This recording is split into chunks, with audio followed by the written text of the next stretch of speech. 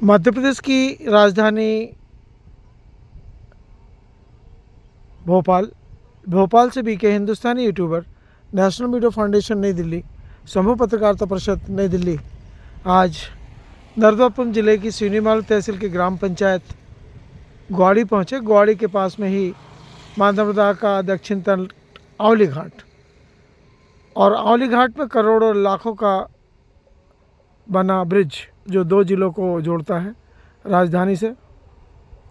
सामने में जो आपको जल दिखाई दे रहा वो माँ नर्मदा का उत्तर एवं दक्षिण तट का जल है, और बाजू से ही एक नदी आती है। नदी का नाम तो हमें नहीं मालूम है, पर उसके जल का भी आपको हम दर्शन करवा रहे हैं। और कुछ ही देर में दंडवत करते हुए एक युवा माँ नर्मदा के इस पुल से होते हुए निकलेंगे। अभी हमको नहीं मालूम है कि वे कहाँ से आ रहे हैं और किस उपदेश से दंडवत करते हुए आ रहे हैं। ये जानकारी उनसे जुड़ने के बाद में हमको पता लगेगी। यह देख रहे हैं आंवली घाट का वह दृश्य जो पुल बनने पर परिवर्तित हुआ। जिस समय आसपास के लोग माँ नर्मदा के स्नान के लिए आते थे, उस समय ये जो सामने जो पेड़ दिख रहा है, इसी के बाजू से एक पगडंडी निकल कर जाती है जो माँ नर्मदा के आंवली घाट पहुंचती थी। धीरे धीरे पुल का निर्माण हुआ और वह गोया बंद हो गया। वरिष्ठ पत्रकार बीके हिंदुस्तानी अपने पिता के साथ माँ नर्मदा का स्नान करने के बाद कंधे पर बैठकर जा रहे थे।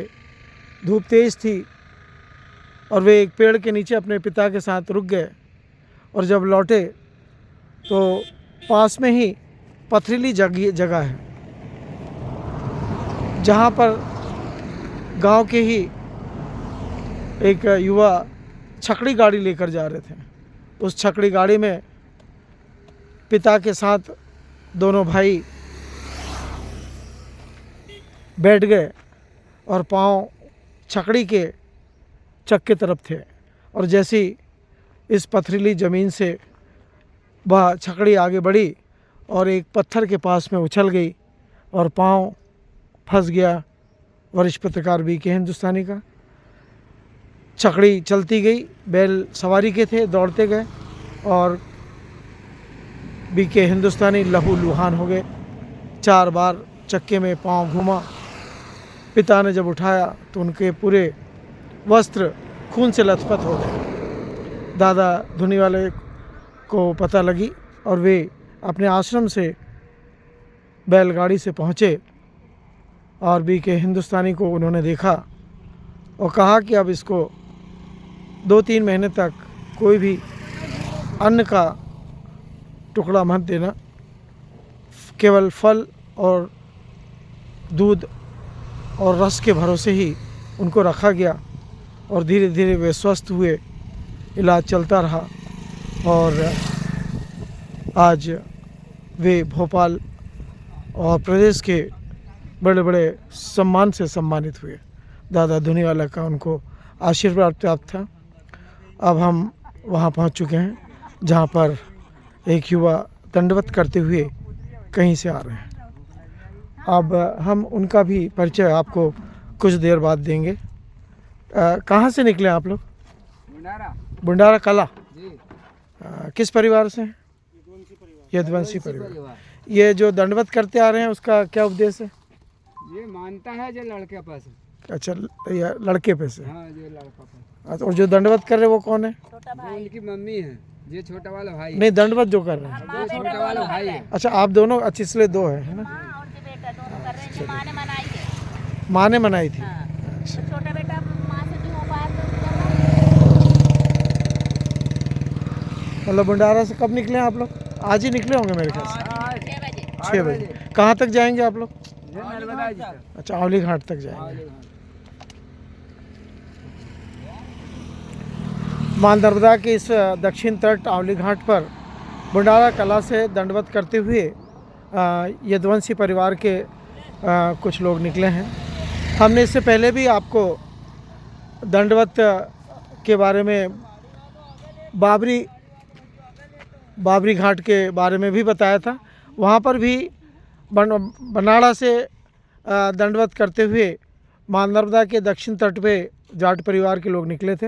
आज हम यदुवंशी परिवार के बारे में बता रहे हैं। इससे पहले भी हमने चंदवाना गांव से गौतम यदुवंशी जी को बताया था, जो केला देवी तक दंडवत करते आए थे। आज हम इनके बारे में जानकारी दे रहे हैं। इनका क्या परिचय है, वह परिचय भी हम देने का प्रयास करेंगे। बेटा, आपका क्या नाम है? अखिलेश यदुवंशी। पिता? रामदास यदुवंशी। आपका नाम पहले बताइए। इनकी माता जी का नाम अच्छा, आपका क्या नाम है? अमरावती। अमरावती। पति? रामदास यदुवंशी। रामदास यदुवंशी। आप दंडवत करते हुए मां नर्मदा के आंवली घाट दक्षिण तट पहुंचेंगे और वहां पर भव्य शुभारंभ समापन करेंगे। और मां नर्मदा के इस पावन तट पर, आंवली घाट पर, दुर्गादास जी दादा धुनीवाले के इस पवित्र परिक्रमा क्षेत्र पर हम अपने पूरे चैनल के माध्यम से एवं यदुवंशी, चूँकि मैं स्वयं भी यदुवंशी हूँ, इसलिए यदुवंशी समाज की तरफ से दोनों परिवार को अपनी पूरी टीम के साथ में शुभकामनाएं एवं बधाई देता हूं। और उम्मीद करता हूं कि इसी प्रकार मां नर्मदा के अस्तित्व को बनाने के लिए लोग दंडवत कर रहे हैं, परिक्रमा कर रहे हैं और भंडारे कर रहे हैं। और इन्हीं संस्कारों के कारण आज मां नर्मदा का देश विदेश में पूजन किया जाता है और पूजा जाता है एवं समझा जाता है। आज के इसी पेज में इतना ही। अब हम आपको मां नर्मदा के उत्तर तट पे जो कथा का आज से शुभारंभ हुआ है उसके बारे में जानकारी देंगे। ये सामने जो कैमरे में दिख रहा है वो वरिष्ठ पत्रकार बीके हिंदुस्तानी जी के मामा की ज़मीनों का दृश्य दिखा रहे हैं।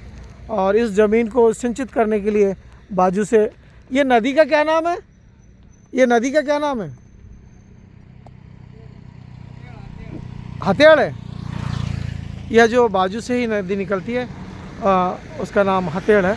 हथेड़ के बारे में हमने शायद परसों नरसों कुछ जानकारी प्रेषित की है अपने चैनल के माध्यम से। यह हथेड़ नदी किसानों का भविष्य बनाती है। जब पानी की ज़रूरत पड़ती है, जल की ज़रूरत पड़ती है।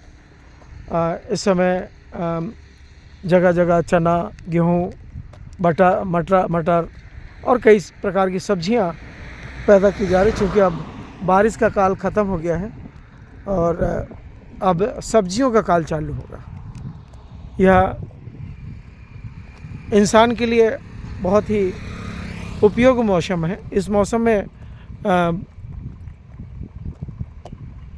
जो बलिष्ठ लोग हैं, जो खाना जानते हैं, पहनना जानते हैं, वे मेहनत भी करते हैं और इस मेहनत से आसपास के क्षेत्र में खुशहाली आती है।